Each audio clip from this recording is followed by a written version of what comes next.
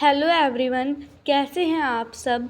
Part first में हमने पढ़ा था कि प्रीपोजिशन क्या होता है और प्रीपोजिशन के टाइप्स को हमने बड़े डिटेल में पढ़ा था। इस पार्ट में हम पढ़ेंगे कि प्रीपोजिशन के क्या यूजेस होते हैं और 3 टाइप के प्रीपोजिशन और पढ़ेंगे। Preposition of time, preposition of place and preposition of position. Preposition of time क्या होता है? They are used with the words expressing time to denote when an action took place. इसका मतलब है कि प्रीपोजिशन ऑफ टाइम जब कोई action हो रहा होता है, जब कोई एक्शन यानी कि कोई भी काम हो रहा होता है तो उस काम के होने के समय को, टाइम को डिनोट करता है, यानी उसको बताता है। उसी को हम प्रीपोजिशन ऑफ टाइम कहते हैं।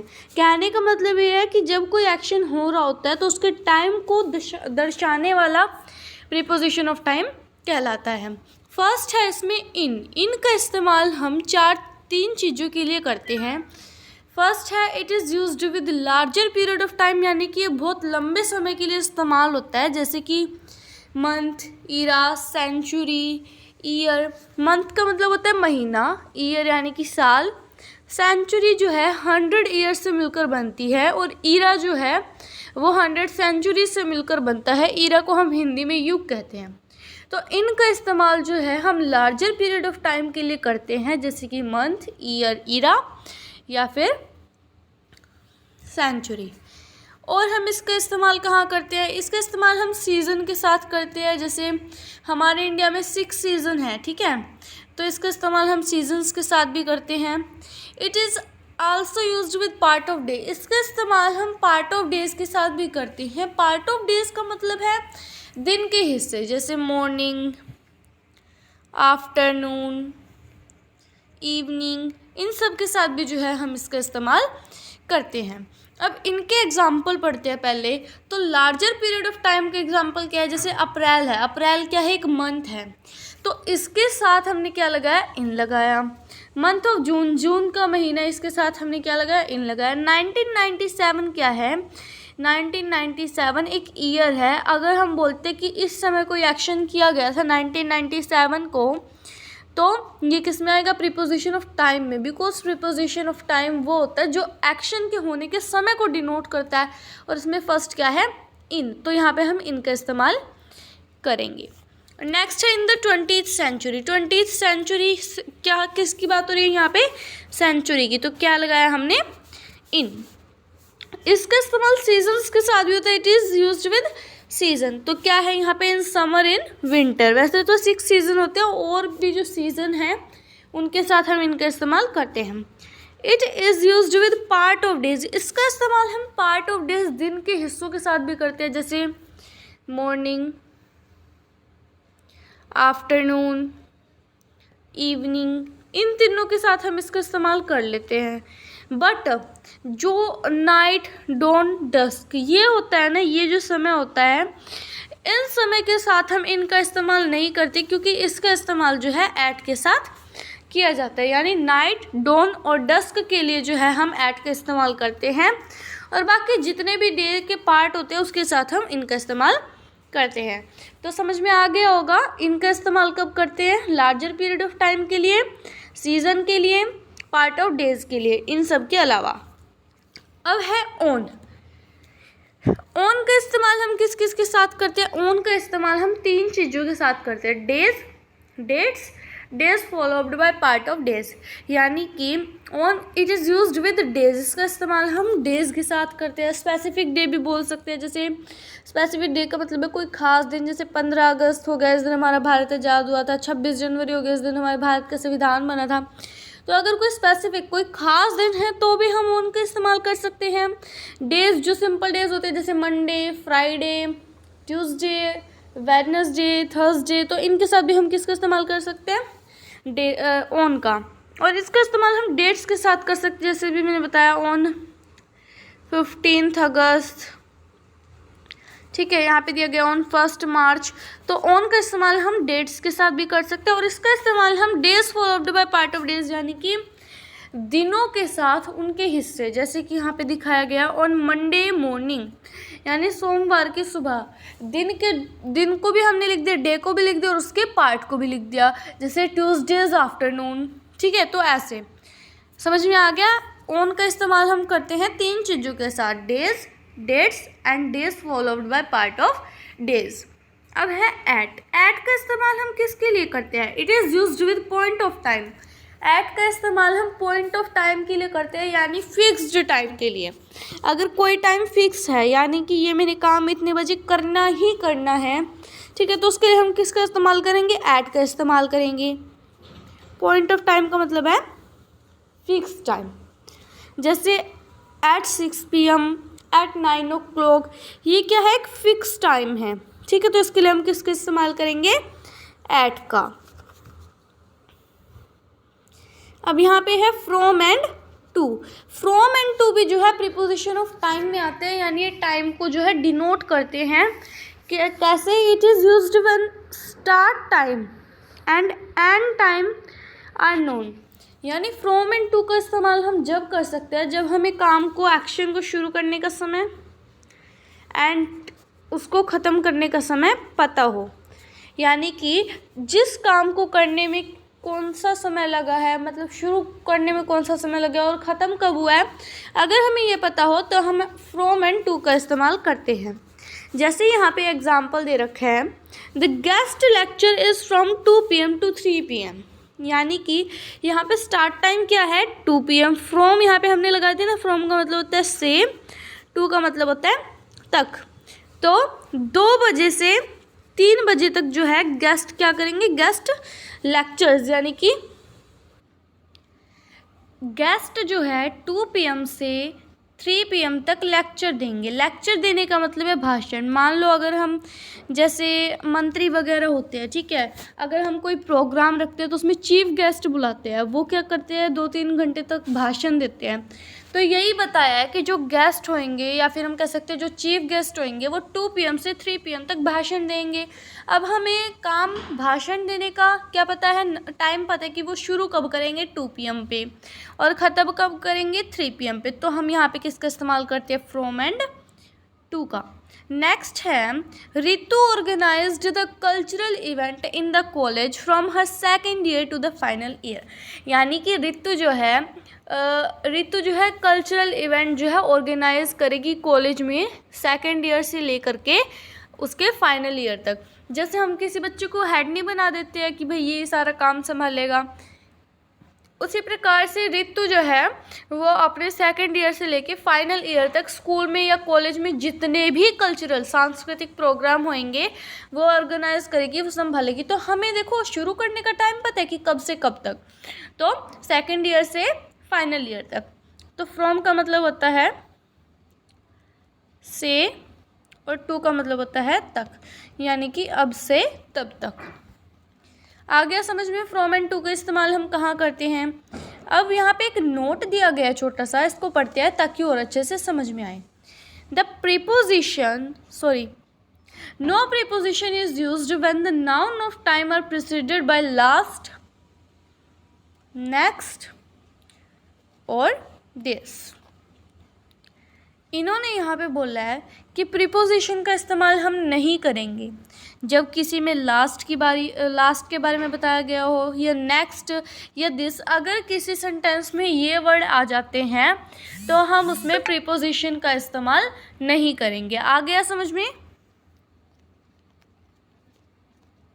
अब है सिंस का इस्तेमाल हम कब करते हैं? It is generally used in perfect tense and perfect continuous tense with the point of time. यानी कि सिंस का इस्तेमाल हम करते हैं परफेक्ट टेंस में या फिर परफेक्ट कंटिन्यूस टेंस में, जैसे जिसमें हैज़ बीन लगता हो या फिर हैव बीन लगता हो। तो परफेक्ट टेंस में या परफेक्ट कंटिन्यूस टेंस में हम जो है सिंस का इस्तेमाल करते हैं, और इसमें जो है पॉइंट ऑफ टाइम यानी कि फिक्स्ड टाइम के बारे में पता होता है हमें।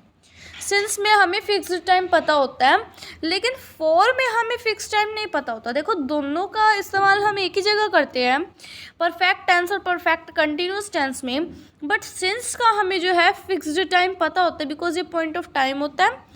एंड फॉर का हमें जो है फिक्स्ड टाइम नहीं पता होता, ठीक है, क्योंकि the total duration for which the action continued. हमें इसकी टोटल ड्यूरेशन नहीं पता होता, हमें इसका बिल्कुल फिक्स टाइम नहीं पता होता, तो वहाँ पे हम लगाते हैं फॉर। जहाँ पे पास्ट टेंस और पास्ट कंटिन्यूस टेंस का इस्तेमाल हो रहा हो वहाँ पे हम फॉर भी लगा सकते हैं, सिंस भी लगा सकते हैं, लेकिन जो फिक्स्ड टाइम होगा अगर उसमें तो हम लगाएंगे सिंस, और अगर फिक्स टाइम नहीं होगा तो हम लगाएंगे फॉर। आगे दोनों के बीच का अंतर समझ में। तो यहाँ पे है एक example, Annie has been waiting for the bus since 9 o'clock। Annie जो है भाई 9 o'clock से बस का इंतज़ार कर रही है। अब हमें फिक्स टाइम पता है, इसमें पॉइंट ऑफ टाइम पता है क्या है, 9 o'clock, ठीक है। तो यहाँ पे हमने क्या लगाया, सिंस लगाया। We have living here since 2002। हम यहाँ पे 2002 से रहने लग रहे हैं, तो यहाँ पे सिंस हमने क्यों लगाया, क्योंकि 2002 is a fixed time. For का इस्तेमाल हम कहाँ करते हैं, it is also used in perfect tense and perfect continuous tense with the period of time. Example the total duration for which the action continued. अभी मैंने बताया कि इसका भी इस्तेमाल हम परफेक्ट टेंस या परफेक्ट कंटिन्यूस टेंस में कर सकते हैं, ठीक है, बट इसका जो है फिक्स टाइम नहीं होता है, ठीक है। आगे समझ में, इसका फिक्स टाइम नहीं होता, सिंस का फिक्स टाइम होता है। जैसे Annie has been waiting for the bus for half an hour. Annie जो है आधे घंटे से, हाफ एन आवर आधे घंटे से जो है क्या कर रही है, वेट कर रही है बस का। अब हमें फिक्स टाइम तो नहीं पता ना, हमें बस ऐसे पता है आधे घंटे से, ये नहीं पता कि कब से, यानी कि कौन से आधे घंटे से, 8 बजे से लेके आधे घंटे या फिर 9 बजे से लेके आधे घंटे, ये हमें नहीं पता, फिक्स टाइम नहीं है। नेक्स्ट एग्जाम्पल है, we have lived here for 13 year. हम यहाँ पे 13 सालों से रह रहे हैं। अब इन्होंने कोई मतलब परफेक्ट जो है ईयर नहीं बताया कि भाई कौन से ईयर से रह रहे हैं, एग्जैक्ट ईयर इन्होंने नहीं बताया, इन्होंने बस ये बताया 13 ईयर। अब हमें क्या पता कौन से ईयर से रह रहे हैं, 2002 है, 12 है, 14 है, कौन सा ईयर है, इन्होंने तो बस बोल दिया 13 ईयर से रह रहे हैं। तो हमें इसकी ड्यूरेशन ऑफ एक्शन का नहीं पता है, इसलिए हम यहाँ पे क्या लगाएंगे, फॉर लगाएंगे। अब है बाय का इस्तेमाल कहाँ होता है, it is use to express the deadline. इसका इस्तेमाल हम डेडलाइन के लिए करते हैं। अब जैसे हमें डेडलाइन मिलती है कि भाई मान लो कल एग्ज़ाम है, ठीक है, हम सोचते हैं हाँ कल तो एग्ज़ाम है, कल हमें पढ़ना है, तो वो एक डेडलाइन हो जाती है कि कल हमारा एग्ज़ाम है और हमें अभी से पढ़ाई करना शुरू करना है, वरना हमारे एग्ज़ाम में कम नंबर आएंगे, हम पास नहीं हो पाएंगे, ठीक है। तो ये क्या होगी, एक डेडलाइन होगी, तो हम क्या करते हैं, जल्दी जल्दी अपना सारा सिलेबस ख़त्म करने की सोचते हैं। तो क्या होता है ना कि डेडलाइन पे ज़्यादातर हमारा काम फिनिश हो जाता है। वैसे हम करने बैठते तो हल्का सा आता है, लेकिन जब डेडलाइन होती है ना हमारे ऊपर, तो हम सारा काम ख़त्म कर देते हैं। तो बाय का इस्तेमाल किस लिए होता है, डेडलाइन के लिए, यानी it is use to express deadline, ये डेडलाइन को एक्सप्रेस करता है। You must complete your work by this evening. तुम्हें अपना काम इस शाम तक कंप्लीट करना है, ठीक है। तो इवनिंग क्या हो गई, इस शाम तक, यानी कि क्या होगी, एक डेडलाइन हो गई कि भाई तुम्हें शाम तक ख़त्म करना ही करना है, वरना क्या आएगा, पनिशमेंट मिल सकती है। काम नहीं ख़त्म करोगे तो मैम, आपको पता है मैम मारती हैं। My student will have got a government job by the end of this year. मेरे स्टूडेंट को, मेरे विद्यार्थी को इस वर्ष के आखिर में सरकारी जॉब मिल ही जाएगी। तो यहाँ पे क्या है, बाय इसलिए लगाया क्योंकि विद्यार्थी के ऊपर क्या है, डेडलाइन है कि वो इस साल के आखिर में तक उसे जो है गवर्नमेंट जॉब लेनी ही लेनी है। तो ये तो समझ में आ गया होगा आप सबको कि प्रीपोजिशन ऑफ टाइम में क्या क्या आया हमारा, इन आया है, on, at, from and to, since, for, by, इन सबको अच्छे से डिटेल में पढ़ लिया है। अब हम पढ़ेंगे प्रीपोजिशन ऑफ प्लेस।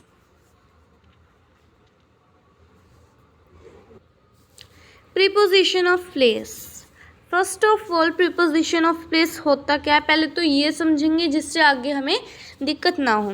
तो देखो प्रीपोजिशन का मतलब होता है पोजीशन, यानी कि स्थान को जो दर्शाता है। ऑफ प्लेस, अब प्लेस की पोजीशन दर्शाने के लिए कुछ ऐसे शब्द हैं जिनका हम इस्तेमाल करते हैं। They are used with the name of place to denote where an action took place और वेयर अ थिंग लोकेटेड।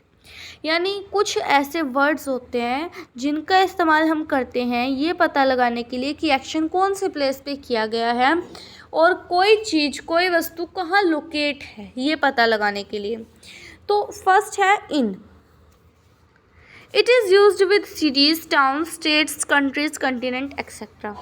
ध्यान से समझिएगा, ये बड़ी बड़ी चीज़ों के लिए इस्तेमाल हो रहा है, जैसे सिटीज़ हो गया, ठीक है, टाउन हो गया, स्टेट हो गया, कंट्रीज़ हो गया, कॉन्टिनेंट हो गया।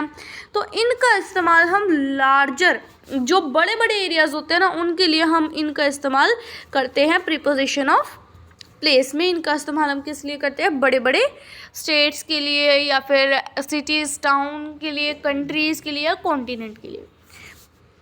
एग्जाम्पल है I live in Madhya Pradesh. मैं मध्य प्रदेश में रहती हूँ या रहता हूँ। तो मध्य प्रदेश क्या है? एक स्टेट है, एक बहुत बड़ा एरिया है, ठीक है, बिग स्टेट। तो यहाँ पे हमने क्या लगाया? इन। अगर प्लेस की बात हो रही है तो the headquarter of SAARC is in Kathmandu. SAARC का जो हेड क्वार्टर है वो काठमांडू में है। काठमांडू एक बहुत बड़ी जो है सिटी है, ठीक है। तो इसके आगे हमने क्या लगा दिया? In. The temperature is too low in Antarctica. Antarctica क्या है?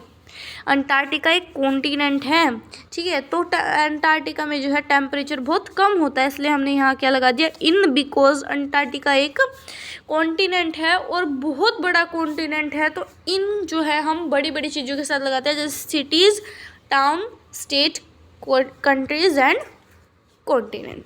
आ गया समझ में? कुछ और एग्जाम्पल है यहाँ पे, जैसे कि जो हमने यहाँ पे देखा इन का इस्तेमाल यहाँ पे किस लिए हुआ है? बड़ी बड़ी सिटीज़ के लिए, टाउन्स के लिए, स्टेट, कंट्रीज़ और कॉन्टिनेंट के लिए। इसका इस्तेमाल हम दो चीज़ों के लिए और करते हैं। It is used with streets and road. इसका इस्तेमाल हम गलियों के लिए भी करते हैं, सड़कों के लिए भी करते हैं। जैसे some people are standing in the street. कुछ लोग जो है स्ट्रीट पर खड़े हैं, ठीक है। It is used with direction. इसका इस्तेमाल हम डायरेक्शन के लिए भी करते हैं, जैसे his house is in north. उसका घर जो है उत्तरी दिशा में है। समझ में आया? प्रीपोजिशन ऑफ प्लेस में इनका इस्तेमाल हम करते हैं बड़े बड़े चीज़ों के साथ, बड़ी बड़ी जगहों के साथ, जैसे cities, town, countries, states, continent. इसका इस्तेमाल हम करते हैं स्ट्रीट्स एंड रोड के साथ, और इसका इस्तेमाल हम डायरेक्शन के साथ भी करते हैं। अब प्रीपोजिशन ऑफ प्लेस में एक और है एट।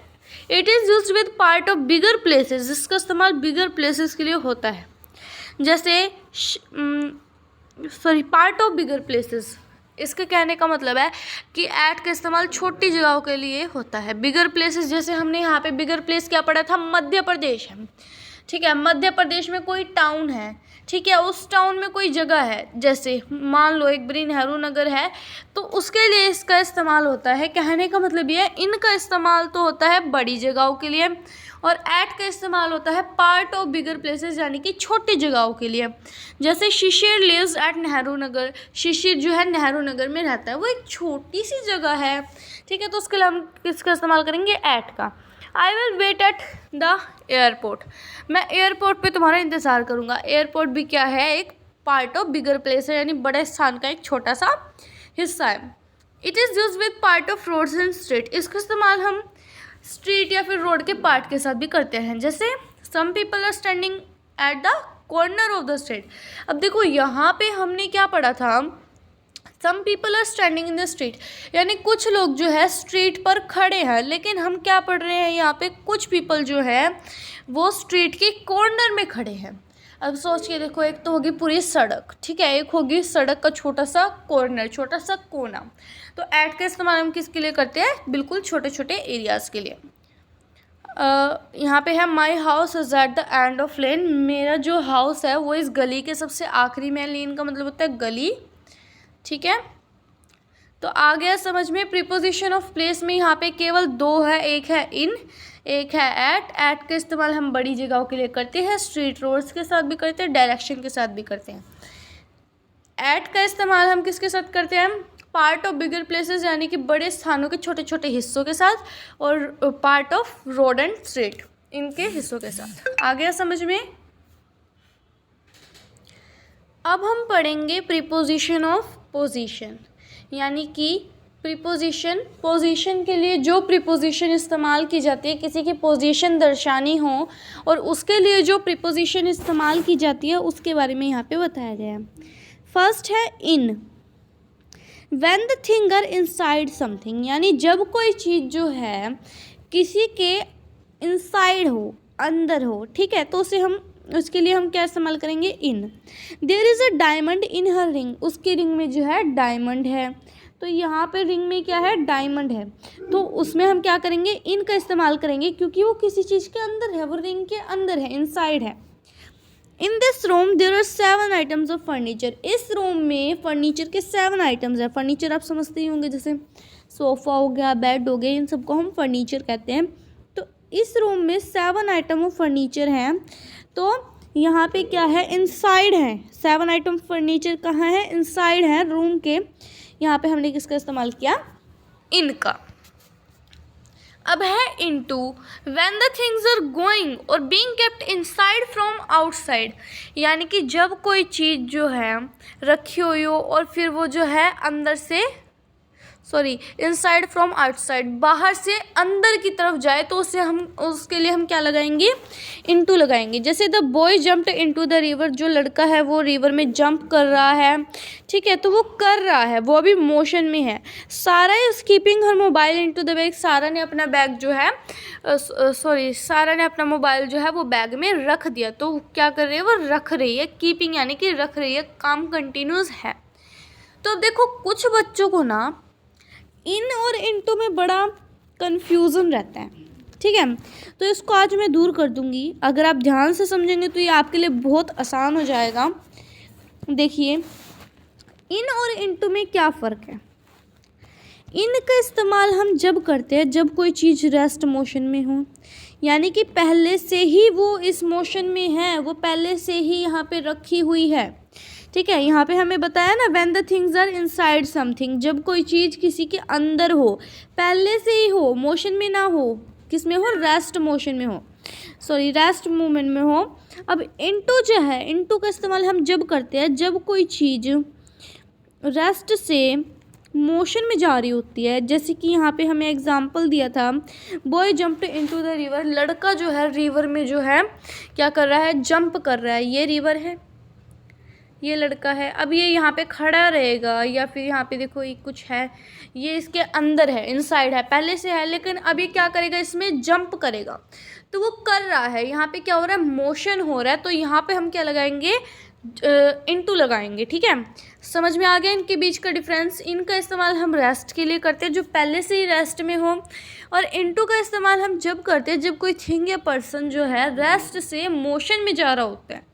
जैसे कि सारा is keeping her mobile into bag, सारा जो है अपने मोबाइल को अपने बैग में रख रही है, तो यहाँ पे वो अभी रख रही है, ठीक है, उसने रखा नहीं है, वो रख रही है अभी। और पहले तो बैग उसके हाथ में ही था, तो वो किस में था, रेस्ट में था, the bag in her hand. But अब क्या है, रेस्ट से वो किस में जा रहा है, मोशन में जा रहा है, यानी वो उसे अपने बैग में, मोबाइल को अपने बैग में रख रही है। आया समझ में ऑन और इनटू और इनका डिफरेंस। अब है यहाँ पे ऑन का इस्तेमाल कब होता है, used to denote position of thing with respect to surface touching the surface. इसका इस्तेमाल हम जब करते हैं जब कोई चीज़ सरफेस के बिल्कुल टच पे हो। जैसे ये बॉल है, ये इसके ऊपर रखी है, ये टच में है, देख पा रहे हैं आप, ये किताब है, ये इसके ऊपर रखी है, ये टच में है। तो जो चीज़ सरफेस के टच में हो उसके लिए हम ऑन का इस्तेमाल करते हैं। वैसे तो हम ऑन के साथ अपॉन का इस्तेमाल भी कर सकते हैं, यानी कि बेझिझक हम ऑन की जगह अपॉन भी लगा सकते हैं, अपॉन की जगह ऑन भी लगा सकते हैं। बट अगर हम सेंटेंस को देख करके लगाएंगे ना तो ज़्यादा अट्रैक्टिव लगेगा। तो समझ में आया, ऑन का इस्तेमाल हम किसके साथ करते हैं, टचिंग सरफेस के साथ। एग्जाम्पल दिया गया, देयर इज़ अ ब्यूटीफुल वेस ऑन हर टेबल, उसकी टेबल पर ब्यूटीफुल वेस है, ठीक है, यहाँ पे क्या रखा है, वेस रखा है। तो the artist carved a nice picture on the wall, उसने दीवार पर जो है एक नाइस पिक्चर कार्व्ड की, यानी बनाई या चिपकाई, वो कह सकते हैं हम। तो यहाँ पे क्या है, वो वॉल के साथ टचिंग सरफेस में है। अब है upon, to show the continuous action of keeping thing on a surface. अब देखो, अभी मैंने इन और इनटू के बीच का डिफरेंस बताया था। इन में क्या था, थिंग थी रेस्ट पे, ठीक है, पहले से ही थी। इनटू में क्या था, थिंग थी रेस्ट से मोशन में।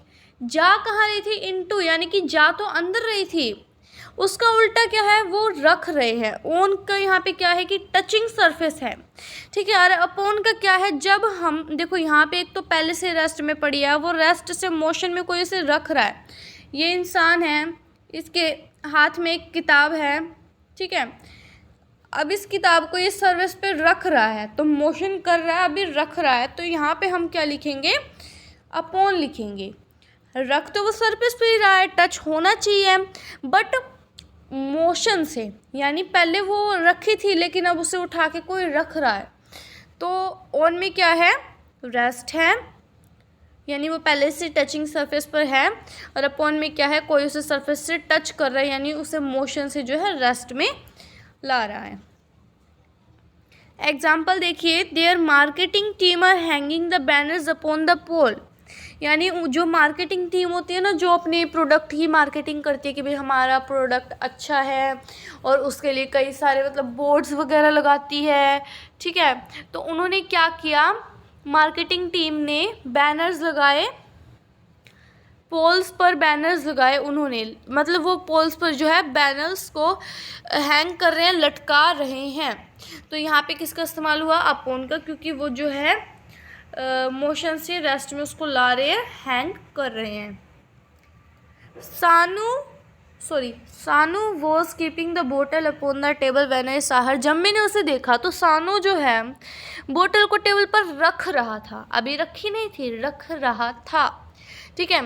तो अब वो क्या कर रहा है, पहले उसके हाथ में बोतल थी, वो रेस्ट में थी, अब वो क्या कर रहा है, मोशन करके उसे रेस्ट पोजीशन में दोबारा से रख रहा है। कहाँ पर, टेबल पर।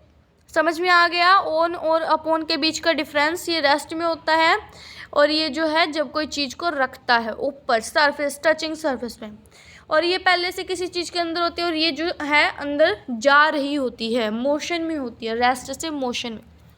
अब है over, when a thing is exactly upward some other। Example, the thing is above something and not touching it। यानी कि जब कोई चीज़ जो है किसी के एग्जैक्ट ऊपर हो, उदाहरण के तो यहाँ पे बताया गया कि भाई वो टच ना कर रही हो लेकिन उसके ऊपर हो। इसे मैं आपको एक एग्जांपल से समझाऊंगी, अच्छे से समझ में आएगा। जैसे ये है, ये मैंने इसका नाम रख दिया ए, ये है बी, ये है सी, ये है डी, ठीक है। तो सारे इसके ऊपर हैं, ठीक है, लेकिन ये जो है सारे इसको टच नहीं कर रहे हैं। ऐसी चीज़ जो सरफेस को टच ना करे और एग्जैक्ट ऊपर हो, ये तो आंगे बांगे हो रहे हैं, ठीक है। तो ये क्या है, बिल्कुल इसके एग्जैक्ट ऊपर है, तो हम कह सकते हैं कि ये इसके ओवर है। यानी चीज़ जो है एग्जैक्ट ऊपर होनी चाहिए दूसरे थिंग के, और वो टच भी नहीं करनी होनी चाहिए, ठीक है। There is a bridge over the river. River के ऊपर ब्रिज है, देखिए ये रिवर है और ये इसके ऊपर हम ब्रिज बना देते हैं। अब ये देखिए, ये इससे टच नहीं कर रहा, टच नहीं कर रहा, और ये इसके एग्जैक्ट ऊपर है, तो हमने यहाँ पे क्या लिख दिया, ओवर लिख दिया। There chandelier over the table. अब यहाँ पे जो ये चीज़ है, ये टेबल के ऊपर है, एग्जैक्ट ऊपर है, बट इससे जो है टच नहीं कर रही है, तो ये किस में आ गया, हमारा ओवर में। तो यहाँ पे हम क्या लिख देंगे, ओवर। अब है अबोव, आया समझ में। हायर इन लेवल, अबोव जो है लेवल में हायर होता है। When something is at higher level than some other thing, जब कोई चीज़ दूसरी चीज़ से हायर लेवल पर हो। आया समझ में, जब कोई चीज़ दूसरी चीज़ से ज़्यादा हायर लेवल पे हो। अब देखिए, ओवर और अबोव में क्या फ़र्क है। कुछ ऐसे वर्ड होते हैं जिनके मीनिंग समझना बहुत ज़रूरी होता है, क्योंकि ज़्यादातर बच्चे उसी में उलझते हैं, जैसे इन, इनटू, ऑन, अपॉन और ओवर, अबोव। ओवर का इस्तेमाल हम कब करते हैं, जब थिंग एग्जैक्ट ऊपर हो, ठीक है। जैसे मैंने यहाँ पे उदाहरण दिया था ए का, बी का, सी का, डी का। तो यहाँ पे क्या है, चीज़ बिल्कुल एग्जैक्ट ऊपर है, तो ये किस में आ जाती है, ओवर में। बट हायर तो ये भी है ना, ये बेशक से एग्जैक्ट ऊपर ना हो लेकिन है तो हायर ही ना, तो ये किस में आ जाएंगे, अबोव में। अब जैसे हम यहाँ हैं और सूरज यहाँ है, ठीक है, सूरज क्या है, हमसे बहुत दूर है तो हमारे ऊपर ही लेकिन हमसे बहुत दूर है, बहुत हायर लेवल पे है। तो यहाँ पे हम क्या लगाएंगे, अबोव लगाएंगे, बिकॉज सूरज हमसे हायर लेवल पे है, वो हमें टच नहीं कर रहा है और क्या है, हम उससे बहुत दूर खड़े हैं। Her level of intelligence is above all, इसे हम कई तरीके से ले सकते हैं। जैसे उसकी जो इंटेलिजेंसी है वो सबसे ज़्यादा है, अबोव है, बहुत हाई लेवल पर है। There are 2 shelves above the study table, study table के अबोव यानी कि ऊपर 2 शेल्व्स हैं। शेल्व्स आप जानते हैं, जिसे हम परछत्ती भी बोलते हैं, ठीक है, समझ में आ गया ओवर और अबोव के बीच का डिफरेंस। अब है एक अंडर और एक है बीनीथ, इन दोनों के बीच का भी डिफरेंस होता है, इन तीनों के बिलो भी है। अंडर है when something is exactly below some other thing and the two things are not touching each other, यानी कि जब कोई चीज़ बिल्कुल एग्जैक्ट नीचे हो और टचिंग में ना हो, यानी वो टच ना कर रही हो सरफेस को।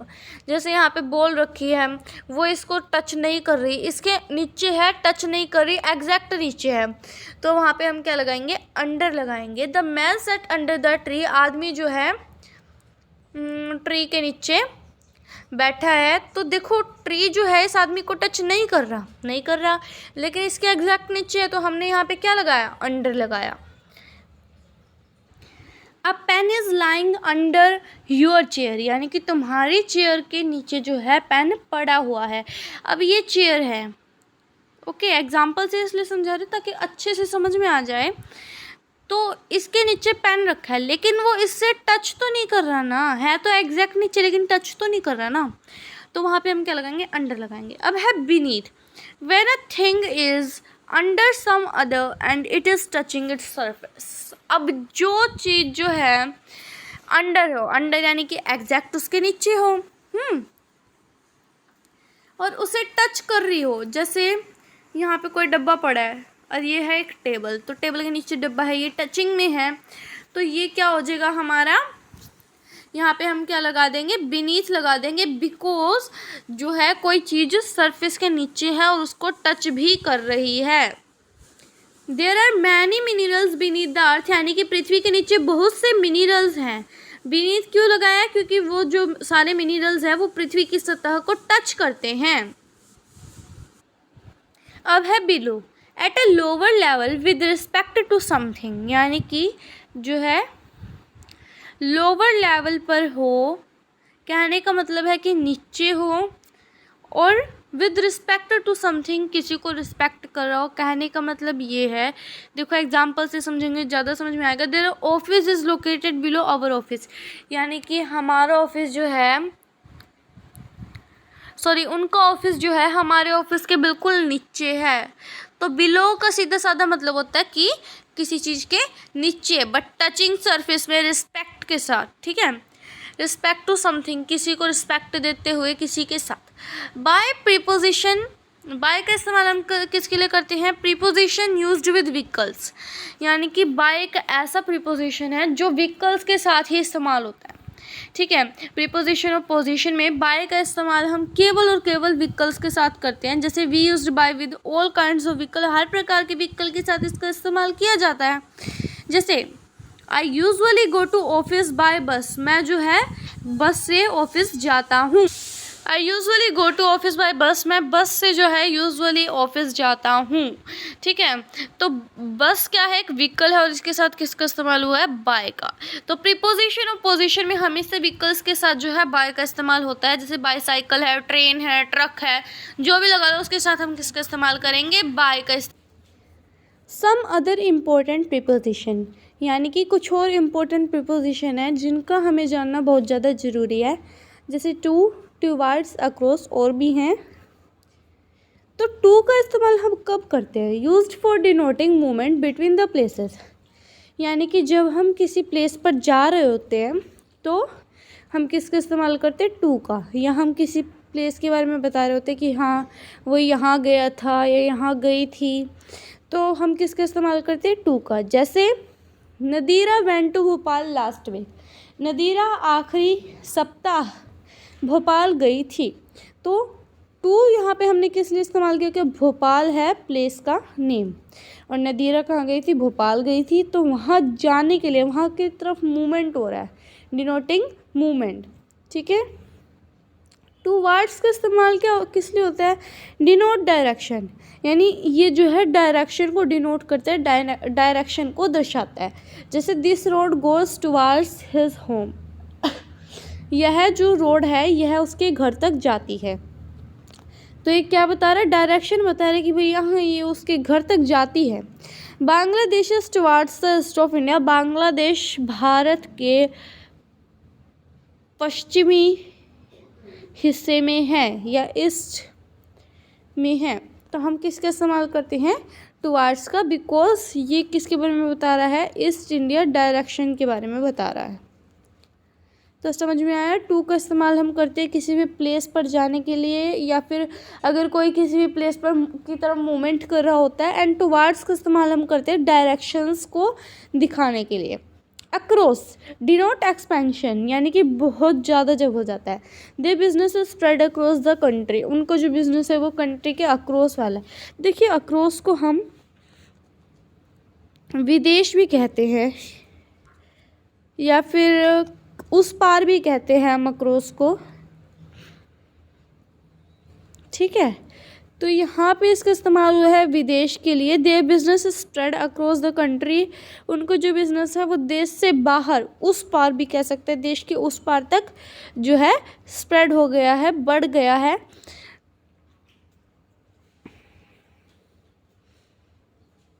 देखिए ये हमारे थोड़े से प्रीपोजिशन और रह गए हैं, जिन्हें करने के बाद हमारा जो है कंप्लीट प्रीपोजिशन हो जाएगा। बिहाइंड, बिहाइंड का मतलब होता है at the back of something और समवन, यानी कि किसी के पीछे। ठीक है, समझ में आ रहा है। बिहाइंड का मतलब होता है किसी के पीछे। जैसे we don't know what there is behind that door, यानी कि हम नहीं जानते कि उस दरवाजे के पीछे क्या है। ठीक है, तो इसका मतलब क्या है, बिहाइंड का मतलब होता है पीछे। इन फ्रंट ऑफ यानी सामने, at the face of something किसी के सामने। There is an ice cream parlour in front of my house, यानी मेरे घर के सामने ही, इन फ्रंट ऑफ माई, मेरे घर के सामने ही एक आइसक्रीम पार्लर है। बिटवीन एंड अमोंग, इन दोनों में भी डिफरेंस समझना बहुत ज़रूरी है। बिटवीन का इस्तेमाल हम करते हैं जब हम किसी टू पर्सन या किसी टू थिंग के बीच में किसी टू पर्सन या किसी टू थिंग के बारे में बता रहे हो। जैसे Chintu is sitting between Vibhuti and Pushkar, Chintu जो है, चिंटू एक बच्चे का नाम है, वो विभूति और पुष्कर के बीच में बैठा है। तो ये दो पर्सन हैं, इनके बीच में बैठा है। तो दो जनों के बीच में जब बात की जाए तो हम क्या लगाएंगे, बिटवीन। अमोंग का मतलब है बिटवीन होता है, लेकिन इसका इस्तेमाल हम जब करते हैं जब जब दो से ज़्यादा पर्सन या थिंग की बात हो, जब हम अमोंग का इस्तेमाल करते हैं। देखिए there is a red box between blue and orange, यानी कि रेड बॉक्स है ब्लू एंड ऑरेंज के बीच में। तो दो जनों के बारे में बताया गया कि इन दोनों के बीच में ये है, तो यहाँ पे हम क्या लगा रहे हैं, बिट। इसके एग्जांपल देखिए, इसका क्या है कि दो से ज़्यादा पर्सन या थिंग के लिए हम क्या लगाते हैं, अमोंग। जैसे Sania is tallest among all the girls, Sania जो है सारी लड़कियों में सबसे बढ़िया। तो ऑल बहुत सारी, ठीक है, तो इनके बीच में क्या है, वो सबसे लंबी है, तो हमने क्या लगाया यहाँ पे, among. This is one wrong sentence among the sentences, इन सभी सेंटेंसेस में से ये सेंटेंस गलत है। ठीक है, तो यहाँ पे हमने क्या लगाया, अमोंग, बिकॉज यहाँ पे सबकी बात हो रही है, यहाँ पे दो से ज़्यादा की बात हो रही है। अब है four, used for purpose and reason. Four का इस्तेमाल हम किसी पर्पस यानी कि किसी मकसद या किसी रीज़न के लिए करते हैं, जब कोई कारण होता है, जब कोई मकसद होता है। ठीक है, all this toys are for you, ये सब तुम्हारे लिए है। I am living for Manipur tomorrow, मैं मणिपुर के लिए कल निकल जाऊंगा। तो लिविंग है, निकल जाऊंगा यहाँ पे। तो क्या कारण क्या है कि वो मणिपुर निकल जाएगा, और पर्पस भी यही है इसका। अब विद का इस्तेमाल हम कब करते हैं? Use to show relation of tools and action. जब किसी टूल के बीच में हमें क्या दिखाना हो? जब किसी टूल के बीच में हमें एक्शन दिखाना हो। तो एक एग्जांपल दिया गया है, she cuts clothes with scissor. वो सीजर के साथ कपड़ों को काटती है। तो उसने क्या किया, ये रहा सीजर और ये रही क्लॉथ, उसने इसको ऐसे काट दिया। तो रिलेशन किसके बीच में है? सीजर और क्लॉथ के बीच में। तो जब किसी टूल या टूल के बीच में एक्शन दिखाना हो, उस रिलेशन शो करना हो, उसके लिए हम विद का इस्तेमाल करते हैं। जैसे ही is writing a letter with a pen, वो एक पेन के साथ एक लेटर राइट कर रहा है। तो यहाँ पे किसके साथ रिलेशन दिखाया जा रहा है? पेन का लेटर के साथ। आई होप आपको ये पूरा प्रीपोजिशन समझ में आ गया होगा। अगर आपको ये वीडियो अच्छी लगती है तो लाइक करें, शेयर करें, सब्सक्राइब करें और कमेंट में ज़रूर बताएं कि क्या आपको ये सब समझ में आया है या नहीं।